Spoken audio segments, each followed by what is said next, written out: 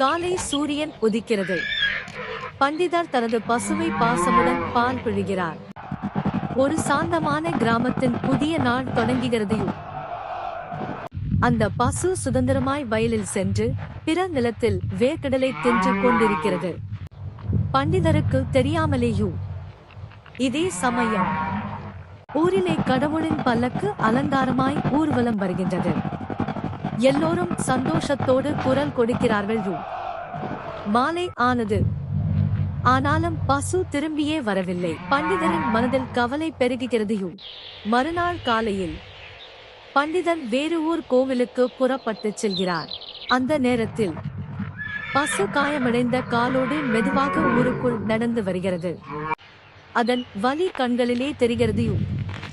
வழியிலே பசுவை கண்ட பண்டிதாயின் மனசு சோகமாய் நடுங்குகிறது.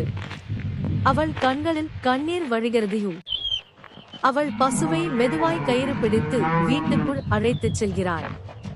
பாசத்தோடும் பொறுமையோடும் ஊரின் வைத்தியர் வந்து பசுவின் காயத்தில் மருந்து தடவுகிறார். பசுவுக்கு நிம்மதி தேடுகிறார்கள். ஆனால் பண்டிதரும் பண்டிதாயினும் துயரத்தில் மூழ்குகிறார்கள். பசுவை பார்த்து இருவரும் கண்ணீர் விடுகிறார்கள்.